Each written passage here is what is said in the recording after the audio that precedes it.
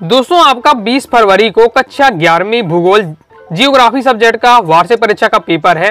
Okay, तो आज की इस वीडियो में दोस्तों मैं आपको 2 अंक वाले अति महत्वपूर्ण प्रश्न उत्तर बताने वाला हूं। आपकी कंप्लीट बुक से जितने भी 2 नंबर वाले प्रश्न हैं सभी 2 नंबर वाले प्रश्नों का उत्तर के साथ बताऊंगा, साथ ही समझाऊंगा भी। याद करने में दोस्तों आपको आसानी हो जाएगी। ओके, लक्ष्य हमारा 70 में 70 रहने वाला है। इसके बाद दोस्तों मैं आपको 3 अंक वाली, फिर 4 अंक वाले और फिर वस्तुनिष्ठ इस बार से कवर कर लेंगे। कंप्लीट दोस्तों आपकी तैयारी हो जाएगी। बाकी अन्य सब्जेक्ट की बताएं हैं, क्रम से वीडियो देखना चाहते हैं क्लास 11th वार्षिक परीक्षा इंपॉर्टेंट क्वेश्चन आंसर 2025 के नाम से प्लेलिस्ट है, प्लेलिस्ट में जाकर आप देख सकते हैं। तो अगर जीवन में सफलता प्राप्त करनी है तो मेहनत पर विश्वास करें। किस्मत की आजमाइश तो क्या है, जुए में भी होती है। यदि दोस्तों आपको क्या है वार्षिक परीक्षा में क्या हाई स्कोर करना है तो आपको क्या लगातार मेहनत करनी पड़ेगी और अपनी मेहनत पर विश्वास रखना पड़ेगा। सबसे पहले दोस्तों हमारा क्वेश्चन है भूगोल की परिभाषा लिखिए। ओके, तो प्रोफेसर फ्रीमैन एवं रॉब के अनुसार भूगोल पृथ्वी और उस पर पाई जाने वाली सभी बातों का वर्णन करना तथा उसके बारे में लिखना है। यानी भूगोल क्या है, पृथ्वी पर पाई जाने वाली जितनी भी चीजें हैं उनके बारे में क्या है बातें करना, वर्णन करना उन चीजों का। ओके, उनके बारे में लिखना, वही हमारा क्या है भूगोल कहलाता है। ये किसके अनुसार परिभाषा है, फ्रीमैन और रॉब के अनुसार। ओके, टॉप 50 में आपको 2 नंबर वाले बताने वाला हूँ। ओके, सभी आपको अच्छे से तैयार कर लेना है। जैसे भूगोल की किन्हीं 2 शाखाओं के नाम लिखिए। तो भूगोल की 2 शाखाएं आपकी भौतिक भूगोल और मानव भूगोल। ओके, सूर्य ताप किसे कहते हैं, इंपॉर्टेंट है, प्रीवियस ईयर में आ चुका है। सूर्य ताप का है, सूर्य ऊष्मा का बहुत बड़ा स्रोत है। यह अंतरिक्ष में लगातार ऊष्मा विकिरण उत्सर्जित करता रहता है। इसी विकिरण के द्वारा पृथ्वी के धरातल पर ऊष्मा प्राप्त होती है। सूर्य से प्राप्त होने वाली ऊष्मा को हम क्या कहते हैं, सूर्य ताप कहते हैं। सूर्य से सिंपल है, सूर्य ताप का है, सूर्य से प्राप्त सूर्य से पृथ्वी को जो प्राप्त होने वाली ऊष्मा या ताप है वही क्या है, सूर्य ताप कहलाता है। नेक्स्ट हमारा क्वेश्चन है किस प्रकार की जलवायु में तापांतर बहुत कम होता है। तो उष्णकटिबंधीय आर्द्र जलवायु में तापांतर बहुत कम होता है। अब एक वाक्य नहीं पूछा जा सकता, याद रखिएगा। जैव विविधता किसे कहते हैं, किसी निश्चित भौगोलिक क्षेत्र में पाए जाने वाले जीवों की संख्या और उनकी विविधता को हम क्या जैव विविधता कहते हैं। तो किसी कोई भी एरिया है, कोई भौगोलिक क्षेत्र है, उसमें जो जीवों की संख्या है वही हमारी क्या है, जैव विविधता है। नेक्स्ट जैव विविधता का ह्रास को होने के आपको क्या है 2 कारण लिखने हैं। जैव विविधता के ह्रास के कोई 2 कारण कौन कौन से हैं। पहला है जनसंख्या वृद्धि के कारण संसाधनों का उपयोग अधिक होने लगा है, इससे प्रजातियों और उनकी आवास में तेजी से कमी आ रही है। ओके, जैसे मतलब जनसंख्या लगातार बढ़ती जा रही है तो क्या लोगों के आवास बढ़ते जा रहे हैं, घर बनाते जा रहे हैं, तो कहाँ जंगलों को भी क्या काटते जा रहे हैं। अब जंगल काटते जाएंगे तो वहाँ के जीव हैं ओके वो कहाँ जाएंगे। ओके, इसलिए उनके क्या जीवों के आवास में कमी हो रही है। वनोन्मूलन के कारण भी क्या है जैव विविधता का विनाश हुआ है। ओके, नेक्स्ट देख लेते हैं। नेक्स्ट क्वेश्चन हमारे भारत के प्रमुख केंद्र शासित प्रदेशों के नाम लिखिए। ओके, इस टाइप से क्वेश्चन अक्सर पूछ लिया जाता है, बहुत ज्यादा इंपॉर्टेंट है। तो आपको क्या है भारत के केंद्र शासित के प्रदेश के नाम याद होने चाहिए। दिल्ली, जम्मू और कश्मीर, लद्दाख, अंडमान तथा निकोबार द्वीप समूह, चंडीगढ़, दमन द्वीप, दादर तथा नागर हवेली, लक्षद्वीप तथा पांडुचेरी। नेक्स्ट हमारा क्वेश्चन है भारत के पूर्वी तथा पश्चिमी तटों के नाम लिखिए। तो भारत के पूर्वी तट कौन कौन से हैं। तो भारत के पूर्वी तट का नाम क्या है, कोरोमंडल तट है। एवं पश्चिमी तटों का नाम कोंकण तट, महाराष्ट्र तट, गोवा तट, मालाबार तट तथा केरल एवं कर्नाटक तट है। याद रखिएगा, इंपॉर्टेंट है भारत के पूर्वी और पश्चिमी तटों के नाम। आगे देख लेते हैं। आगे तो हमारा नेक्स्ट क्वेश्चन है डेल्टा और ज्वारनाद मुख में क्या अंतर होता है। तो ये आपका दिया हुआ इंपॉर्टेंट है, आपका डेल्टा और ज्वारनाद मुख में अंतर। डेल्टा की रचना नदी द्वारा बहाकर लाए हुए अवसादों द्वारा होती है। डेल्टा से होकर एक मुख्य नदी तथा अन्य कई उपनदियां होती है, जबकि ज्वारनाद मुख में क्या है, ज्वारनाद मुख एक नदी का सकरा हुआ मुहावना है, इसकी कोई क्या उपनदियां नहीं होती हैं। फिर आपका डेल्टा में इसका आकार त्रिभुजाकार होता है। डेल्टा बहुत ही समतल तथा उपजाऊ मैदान होता है। ज्वारनाद मुख इसका मुख है मुहाना का सकरा होता है, लंबा और स्थानीय होता है। ये नदियां मैदानों का निर्माण नहीं करती हैं। डेल्टा क्या है, मैदानों उपजाऊ मैदान का निर्माण कर देते हैं, जबकि जो आपका ज्वारनाद मुख है ये आप क्या है मैदानों का निर्माण नहीं करते हैं। नेक्स्ट बहुत ज्यादा इंपॉर्टेंट है, प्रीवियस ईयर में आ चुका है। पूर्वी घाट और पश्चिमी घाट में अंतर। पूर्वी घाट पश्चिमी घाट में अंतर दिया हुआ है। पूर्वी घाट क्या है, ये घाट उत्तर पूर्व में छोटा नागपुर के पठार से शुरू होकर दक्षिण में नीलगिरी तक फैले हुए। पश्चिमी घाट क्या है, ये घाट उत्तर में ताप्ती नदी से लेकर दक्षिण में कुमारी अंतरद्वीप तक फैले हुए हैं। अब पूर्वी घाट में इसमें महानदी गोदावरी, कृष्णा तथा कावेरी नदियां बहती हैं। पश्चिमी घाट में इसमें अनेक छोटी छोटी नदियां बहती हैं। नेक्स्ट क्वेश्चन है प्रायद्वीपीय भारत की कोई 4 नदियों के नाम लिखिए। प्रायद्वीपीय भारत की 4 नदियां महानदी, गोदावरी, कृष्णा और कावेरी हैं। नेक्स्ट क्वेश्चन है हमारा भारत को कितने भूवैज्ञानिक खंडों में विभाजित किया गया है। तो आपके भूवैज्ञानिक संरचना व सेल समूह के आधार पर भारत को 3 खंडों में विभाजित किया गया है। कौन कौन से खंड? प्रायद्वीपीय खंड, हिमालय और अन्य पर्वतमालाएं, तीसरा हो जाता है सिंधु गंगा ब्रह्मपुत्र का मैदान। नेक्स्ट हमारा क्वेश्चन है, इंपॉर्टेंट है, वृष्टि छाया प्रदेश किसे कहते हैं?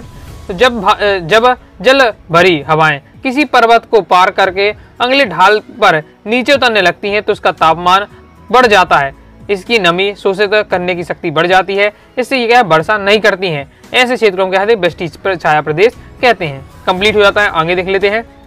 आगे नेक्स्ट क्वेश्चन है, प्राकृतिक वनस्पति क्या है? प्राकृतिक वनस्पति से है उस वनस्पति से है जो किसी भूभाग में वहां के धरातल, जलवायु तथा मृदा के अनुरूप प्राकृतिक रूप से उगती है, जिसमें पेड़ पौधे, झाड़ियां, घास आदि सम्मिलित हैं, जो मनुष्य के सहायता के बगैर उत्पन्न होती हैं। प्राकृतिक वनस्पति मतलब जैसे जंगलों में आपने देखा बहुत सारे क्या पेड़ पौधे उगते हैं, तो ऐसा तो नहीं कि हम क्या जंगल में डेली पानी डालने के लिए जाते होंगे, ओके, इस प्रकार से, तो वो अब जो अपने आप से होगी, ओके, अपने आप से जो पेड़ उगाते हैं वो आपकी वनस्पति, प्राकृतिक वनस्पति रहती है, इसमें मनुष्य का बगैर भी उग जाती है। नेक्स्ट हमारा क्वेश्चन है, भूगोल के अध्ययन के दो प्रमुख उपागम कौन से हैं? तो भूगोल के अध्ययन के दो प्रमुख उपागम, क्रमबद्ध उपागम, दूसरा है प्रादेशिक उपागम। नेक्स्ट हमारा क्वेश्चन है, भूगोल विषय के अध्ययन के कोई दो उद्देश्य लिखिए। जैसे आप क्या है, जियोग्राफी सब्जेक्ट पढ़ रहे हैं, भूगोल सब्जेक्ट पढ़ रहे हैं, तो इसके उद्देश्य क्या है, क्यों पढ़ रहे हैं, ओके? तो पहला है, भूगोल का प्रमुख उद्देश्य भूमंडलीय जानकारी में वृद्धि करना, यह पृथ्वी के धरातल का अध्ययन तथा मानव के निवास के रूप में करता है। दूसरा है, भूगोल का अध्ययन का उद्देश्य है संसार के विभिन्न प्राकृतिक प्रदेशों के अध्ययन से उनके संसाधनों का मानव के लिए अधिकतम उपयोग करना। तो ये आपके दिए भूगोल के दो उद्देश्य, ओके? नेक्स्ट हमारा क्वेश्चन, स्थानीय पवनें किसे कहते हैं? तो जब किसी स्थान पर प्रचलित पवनों के विपरीत कुछ विशेष प्रकार की पवनें चलती हैं तो उन्हें क्या है, स्थानीय पवनें कहते हैं। जब किसी स्थान पर जो बहुत ज्यादा फेमस है, प्रचलित पवनें हैं, उनके विपरीत अगर कुछ अलग प्रकार की क्या है पवनें चलती हैं तो हम स्थानीय पवनें कहते हैं। नेक्स्ट हमारा क्वेश्चन है, तापमान का व्युत्क्रम या विलोमता किसे कहते हैं? तो लंबवत वितरण की प्रक्रिया में समानता वायुमंडल में ऊंचाई के साथ तापमान में कमी होती जाती है, लेकिन कई बार स्थानीय अथवा कालिक रूप से ऊंचाई के साथ तापमान घटने की बजाय बढ़ने लगता है। इस दशा को हम कहते हैं तापमान का विलोमता कहते हैं, ओके? ये घटना चाहिए लेकिन क्या बढ़ने लगता है, इसलिए तापमान का विलोमता, ओके? जैसे विदेशज प्रजातियों से क्या समझते हैं? तो बीज प्रजातियां जो स्थानीय आवास की मूल जैव प्रजाति नहीं है लेकिन उस तंत्र में स्थापित की गई हैं, उन्हें विदेशी प्रजातियां कहते हैं, ओके? मान लीजिए कि ये एरिया में क्या है, कोई भी एक भी शेर नहीं रहता है, ओके, चीता नहीं है, तो कहीं विदेशों से अन्य जगह से क्या चीता लाया जाता है, वहाँ क्या पाला जाता है, तो फिर वो आपका विदेशी प्रजाति आपको क्या है इस बार से, ओके? नेक्स्ट क्वेश्चन है, दुर्लभ प्रजातियों से आप क्या समझते हैं या क्या आशा है? तो दुर्लभ प्रजातियों से आशा है उन प्रजातियों से है जो कुछ ही स्थानों पर सीमित है तथा बड़े क्षेत्र में विरल रूप से बिखरी हुई हैं, जैसे फेनिक लोमड़ी, हिमालयन भालू, सुनहरी बिल्ली, ये सब आपके यहाँ दुर्लभ प्रजातियां हैं, ओके? और दुर्लभ प्रजाति तो आप जानते ही होंगे, दुर्लभ यानी बहुत ज्यादा कम बची हुई ऐसी प्रजाति, ओके? तो लिखना किस प्रकार से कि जो कुछ ही स्थानों पर सीमित रहती हैं या फिर बड़े क्षेत्र में विरल रूप से बिखरी रहती हैं, यानी भारत मान लीजिए मिले तो एक ही दो मिले और अन्य जगह देखे तो एक ही दो मिले, तो इस प्रकार से मतलब बहुत ज्यादा कम मिले, वो आपकी क्या दुर्लभ प्रजातियां हैं। नेक्स्ट है, भारतीय उपमहाद्वीप में सम्मिलित देशों के नाम लिखिए। तो भारतीय उपमहाद्वीप में भारत, पाकिस्तान, नेपाल, म्यांमार, बांग्लादेश, श्रीलंका और मालदीव आते हैं। नेक्स्ट हमारा क्वेश्चन है, समुद्री तट रेखा वाले दो राज्यों के नाम लिखिए। तो समुद्री तट रेखा वाले दो राज्य आपके गोवा और कर्नाटक हो जाते हैं। भारत और चीन के बीच जो सीमा रेखा का क्या कहते हैं? तो भारत और चीन के जो बीच सीमा रेखा है वो मैकमोहन रेखा कहलाती है। भारत के द्वीपीय समूह के नाम लिखिए। तो आपका है पहला बंगाल की खाड़ी में स्थित के अंडमान और निकोबार द्वीप समूह, दूसरा है अरब सागर में स्थित लक्षद्वीप समूह। ये क्या है? भारत के द्वीपीय समूह है। नेक्स्ट ये बहुत ज्यादा इंपॉर्टेंट है आपका क्वेश्चन, कोसी नदी को बिहार का शोक क्यों कहते हैं? प्रीवियस में आ चुका है। तो कोसी नदी को बिहार का शोक कहा जाता है, ये ऑब्जेक्ट में अक्सर पूछे जाता है कि बिहार का शोक कैसे कहते हैं? तो कोसी नदी को। अब क्यों कहा जाता है? कोसी नदी बिहार के मैदानी क्षेत्र में अनेक बार अपना मार्ग परिवर्तित कर चुकी है। वर्षा काल में इसमें भीषण बाढ़ आती है, इससे अपार जनधन को हानि होती है, इसलिए क्या है इसे बिहार का शोक कहते हैं। सिंपल क्या है, वर्षा के कारण क्या होता है, इसमें क्या अक्सर क्या है बाढ़ आती रहती है, भयंकर बाढ़ आती है, जिससे क्या है जो वहाँ के लोग हैं उनके जनधन की एक बार से हानि हो जाती है, इसलिए कोसी नदी को क्या बिहार का शोक कहते हैं। ओके, ये बिहार का क्या दुख है इस बार से। जैसे दौड़ी, नदी दौड़ी और जल संभर में अंतर, तो ये आपका दिया हुआ इंपॉर्टेंट है। नदी दौड़ी में क्या है, बड़ी नदियों के जल संग्रहण क्षेत्र को क्या है नदी दौड़ी कहते हैं। जल संभर में छोटी नदियां या नालों का द्वारा अप्रवाहित क्षेत्र को जल संभर कहा जाता है। नदी दौड़ी का आकार बड़ा होता है, जल संभर का आकार छोटा होता है। जैसे जलवायु के तत्व कौन से हैं? तो तापमान, वायु दाब, हवाएं, आर्द्रता, मेघ और वर्षा। ओके, ये सब आपके क्या है आपके जलवायु के तत्व हैं। आगे नेक्स्ट हमारा क्वेश्चन है सामाजिक मानकी से क्या तात्पर्य है? सामाजिक मानक के अर्थ पर्यावरणीय, सामाजिक व ग्रामीण विकास में मदद के उद्देश्य से वनों का प्रबंध और सुरक्षा तथा उस ऊपर भूमि का क्या वन उपरोपण, ये आपका कहलाता है सामाजिक वानिकी। आगे देख लेते हैं, आगे और भी क्वेश्चन देख ले, अभी और क्वेश्चन पढ़ना है। बस बाकी सभी जो 2 नंबर वाले क्वेश्चन बता रहा हूँ 2-2 लाइन के इनके आंसर हैं। कुछ ही क्वेश्चन हो सकते हैं, कुछ आपको बड़े लगे, बाकी लगभग आपके 3 से 3 लाइन में हो जाएंगे। तो बस पढ़ते जाइए, तुरंत याद करते जाइएगा। भूगोल की किन्हीं 2 शाखाओं के नाम लिखना है। तो भू आकृति विज्ञान, जैव भूगोल, ये आपके भौतिक भूगोल की शाखाएं हैं। मानव भूगोल की किन्हीं 2 शाखाएं कौन कौन सी, देखिए सबकी अलग अलग है। आपको लगेगा एक ही शाखा पूछ रही, मानव भूगोल की अलग है, भौतिक भूगोल की अलग शाखाएं हैं, सब याद रखिएगा। अक्सर यहाँ से क्वेश्चन आपका बनता होगा, एक न एक जरूर आपका बनेगा, शाखा वाला याद करके रखिएगा। मानव भूगोल की शाखाएं, तो आर्थिक भूगोल, सामाजिक भूगोल, मानव भूगोल की शाखाएं। नेक्स्ट ओस क्या है? ओके, ओस क्या है? तो जब आर्द्रता धरातल के ऊपर हवा में संघनन केंद्र पर संग्रहित न होकर ठोस वस्तु जैसे पत्थर, घास तथा पौधों की पत्तियों ठंडी सतह पर पानी की बूंदों के रूप में जम जाती है, इसे हम क्या है, उसे ओस के नाम से जाना जाता है। जैसे कोरियोलिस बल किसे कहते हैं? तो पृथ्वी के घूर्णन के कारण पवनें अपनी मूल दिशा में विक्षेपित हो जाती हैं, इसे कोरियोलिस बल कहते हैं। इस बल के प्रभाव से उत्तरी गोलार्ध में पवनें दाहिनी ओर तथा दक्षिणी गोलार्ध में क्या है, पवनें बाईं ओर मुड़ जाती हैं। अनुवांशिक जैव विविधता किसे कहते हैं? अनुवांशिक जैव विविधता का आशय एक प्रजाति के विभिन्न जीवों के जीनों में होने वाले परिवर्तन से है। इसके कारण जीवों के विभिन्न भिन्न प्रजातियों का विकास होता है तथा वे स्वयं को पर्यावरण के अनुकूल बनाती हैं। कृषि जैव विविधता क्या है? कृषि जैव विविधता एक व्यापक शब्द है जिसमें अनुवांशिक प्रजातियों तथा पारिस्थितिक तंत्र के स्तर पर जानवरों, पौधों और सूक्ष्म जीवों की विविधता और परिवर्तनशीलता शामिल है। आगे नेक्स्ट हमारा क्वेश्चन है, भारत के 2 राज्यों के नाम लिखिए जिसमें प्रमाणिक मध्यांतर रेखा गुजरती है। तो उत्तर प्रदेश और मध्य प्रदेश, ओके, इनसे क्या है, प्रमाणिक मध्यांतर रेखा गुजरती है। आगे नेक्स्ट क्वेश्चन है, हिंद महासागर में स्थित भारत के पड़ोसी देशों के नाम लिखिए। तो ऐसे आपको देश बताने हैं जो भारत के पड़ोसी हैं और हिंद महासागर में स्थित हैं। तो हिंद महासागर में आपके पड़ोसी देश श्रीलंका हो जाता है और मालदीव हो जाता है। नेक्स्ट हमारा क्वेश्चन है, यदि एक व्यक्ति को लक्षद्वीप जाना हो तो वह कौन सा तटीय मैदान से होकर जाएगा? यानी मतलब कम समय पहुंच जाए, अच्छे से पहुंच जाए, तो ऐसा कौन सा तटीय मैदान होगा यदि किसी व्यक्ति को लक्षद्वीप जाना हो? तो लक्षद्वीप अरब सागर में स्थित है। यह केरल से क्या है, 280 किलोमीटर से 480 किलोमीटर दूर स्थित है। केरल तट मालाबार तट का ही भाग है, अतः मालाबार तट से होकर इसे दूरी सबसे कम 280 किलोमीटर है। इसलिए मालाबार तट के मैदानी भाग से होकर वह लक्षद्वीप कम समय में पहुंच जाएगा। पूर्वी घाट की 2 विशेषताएं बहुत ज्यादा इंपॉर्टेंट है, प्रीवियस ईयर में आ चुका है। तो पूर्वी घाट की विशेषता क्या होती है? ये घाट उत्तर पूर्व में छोटा नागपुर के पठार से शुरू होकर दक्षिण में नीलगिरी तक फैला हुआ है। दूसरा, इसमें महानदी, गोदावरी, कृष्णा, कावेरी आदि नदियां बहती हैं। नेक्स्ट क्वेश्चन है, अपकेंद्रीय प्रवाह अपप्रतिरूप किसे कहते हैं? तो जब नदियां किसी पर्वत से निकलकर सभी दिशा में बहती हैं, इसे अपकेंद्रीय प्रवाह अपवाह प्रतिरूप कहते हैं। बिल्कुल सिंपल दिया हुआ, अगर जिसे किसी ने बिल्कुल भी नहीं पढ़ा, जैसे स्टूडेंट है मुझे लगे बहुत ज्यादा कठिन है, क्या टॉपिक है, ओके। जबकि क्या है, जब नदियां किसी पर्वत से निकल रही हैं तो कई दिशाओं में बहने लगेंगी, जब इसे हम क्या कहते हैं, अपकेंद्रीय अपवाह प्रतिरूप। नेक्स्ट, सिंधु नदी का स्रोत तथा उसकी सहायक नदियों के नाम लिखे, इंपॉर्टेंट है। तो सिंधु नदी कैलाश पर्वत के सिगमी खावा झरने से निकली है। यह झरना लद्दाख श्रेणी के उत्तरी भाग में है। सिंधु नदी की सहायक नदी क्या है? झेलम, चेनाब, रावी, ब्यास, सतलज। इस बार से आपको 12 बोलना है, याद हो जाएगा, झेलम, चेनाब, रावी, ब्यास, सतलज। आगे देख लेते हैं। नेक्स्ट हमारा क्वेश्चन है उष्णकटिबंधीय। नेक्स्ट हमारा क्वेश्चन है उष्णकटिबंधीय सदाबहार वन और मानसूनी वनों में अंतर लिखिए। प्रीवियस क्वेश्चन आ चुका है, बहुत ज्यादा इंपॉर्टेंट है। उष्णकटिबंधीय सदाबहार वन और उष्णकटिबंधीय मानसूनी वन। देखिए, उष्णकटिबंधीय सदाबहार वन क्या है? ये 200 सेंटीमीटर से अधिक वर्षा वाले क्षेत्रों में पाए जाते हैं। इनमें वृक्षों की ऊंचाई 50 सेंटीमीटर से अधिक होती है, क्योंकि उष्णकटिबंधीय मानसूनी वन में 100 से 200 सेंटीमीटर वर्षा वाले क्षेत्रों में पाए जाते हैं।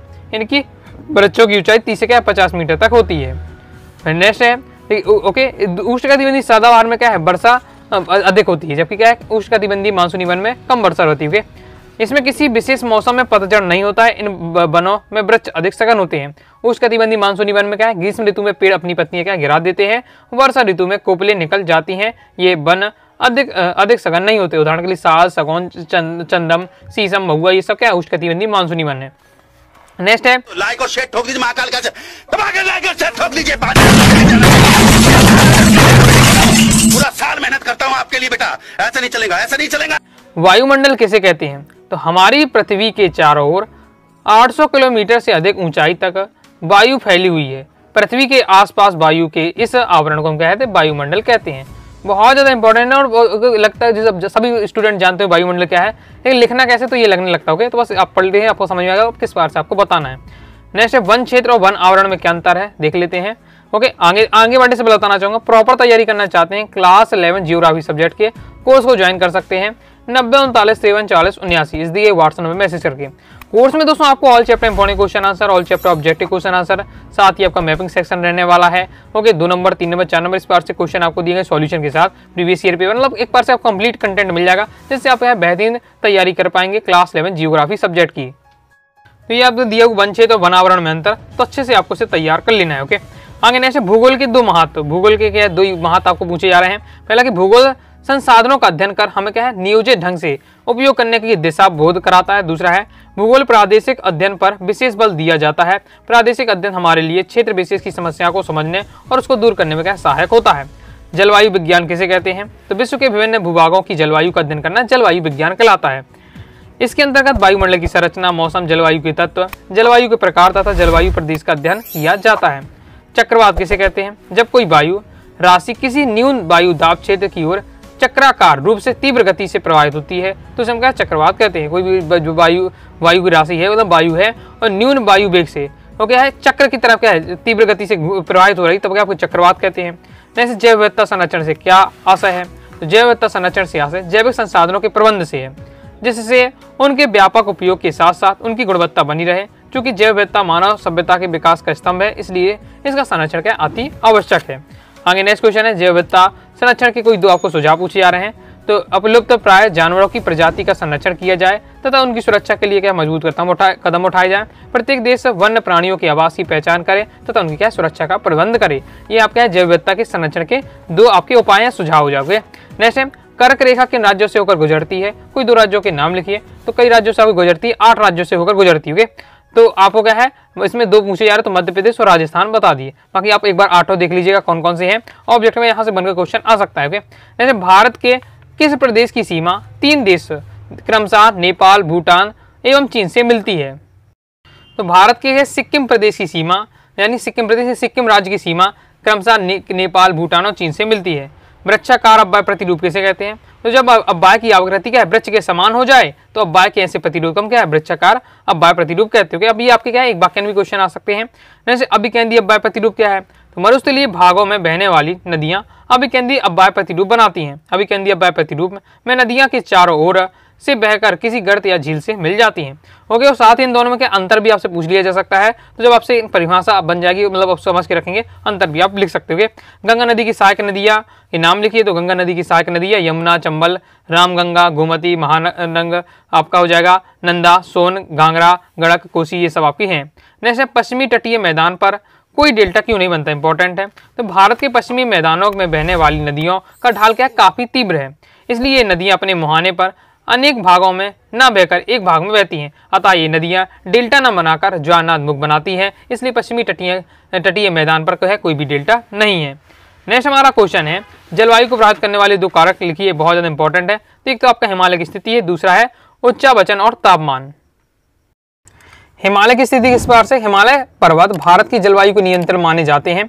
यह दक्षिण से आने वाली भाप भरी हवाओं को रोककर वर्षा कराते हैं और उत्तरी ध्रुव एवं मध्य एशिया में आने वाली ठंडी हवाओं को रोककर भारत को शीत प्रदेश बचने से बचाते हैं। ये आपकी हिमालय की स्थिति है जिससे क्या है जलवायु को भारत की नियंत्रण रखते हुए। उच्चावचन और तापमान, उच्चावचन एवं तापमान जलवायु को अत्यधिक प्रभावित है। जैसे महाबलेश्वर मानसून पवनों के सामने पड़ता है, वहाँ 625 सेंटीमीटर से वर्षा होती है, लेकिन पूना में 60 सेंटीमीटर वर्षा होती है क्योंकि पूना वृष्टि छाया क्षेत्र में स्थित है। नेक्स्ट लास्ट हमारा क्वेश्चन है वन्य प्राणियों की संख्या कम होने के कोई 2 कारण लिखिए। वन्य प्राणियों की हम देख रहे हैं लगातार संख्या कम होती जा रही है, तो क्या कारण है। पहला कि ज्वालामुखी विस्फोट, भूकंप, सुनामी आदि आपदाओं के कारण वन्य जीवों के आवास नष्ट हो जाते हैं। ओके, जब उनके आवास नहीं रहेंगे, उनके घर नहीं रहेगा तो वो क्या है तो उनको उसका क्या है वन्य प्राणियों की संख्या कम होती जाएगी। दूसरा है जनसंख्या वृद्धि के कारण मानव की आवश्यकताएं बढ़ती जा रही हैं। मनुष्य ने आवास, कृषि, उद्योगों हेतु वन भूमि का उपयोग किया है, जिससे क्या है जीवों के आवास संकट में पड़ रहे हैं। ओके, तो जीवों के आवास संकट पड़ रहे हैं, जीव संकट में पड़ रहे हैं। ओके, जब उनके रहने के लिए कहीं जगह नहीं होगी तो वो कहाँ जाएंगे। ओके, तो इसलिए क्या है इनकी संख्या भी कम हो जाती है। तो ये आपका दिया हुआ है, ये सभी इंपॉर्टेंट क्वेश्चन 2 नंबर वाले जितने क्वेश्चन बताए सभी तैयार कर लीजिएगा। ओके, जो आपको डिफिकल्ट लग रहा है उसको 2-3 बार आप पढ़ के जाइएगा, जो इजी लग रहा है एक बार पढ़ लीजिएगा। ओके, और अगर आपने रिवीजन करना है एक बार और वीडियो देख लीजिएगा तो आपका कंप्लीट रिवीजन भी हो जाएगा। इस प्रकार से मैंने आपको 2 अंकी वाले कंप्लीट कवर करा दिए हैं। बाकी दोस्तों प्रॉपर तैयारी करना चाहते हैं, पीडीएफ मटेरियल प्राप्त करना चाहते हैं 9039534079 इस दिए व्हाट्सएप नंबर मैसेज करके आप क्या है कोर्स के बारे में जानकारी लेकर कंप्लीट आप क्या है पीडीएफ मटेरियल ले सकते हैं और प्रॉपर तैयारी कर सकते हैं। तो आइए दोस्तों, आपको वीडियो पसंद आएगी, वीडियो पसंद आए लाइक करके सब्सक्राइब जरूर कर दीजिएगा। साथ ही दोस्तों टेलीग्राम चैनल व्हाट्सएप चैनल को ज्वाइन कर लीजिएगा। कोई दोस्तों डाउट आता है कमेंट बॉक्स में आप जरूर पूछिएगा। मिलते हैं दोस्तों नेक्स्ट वीडियो में, तब तक के लिए बाय बाय।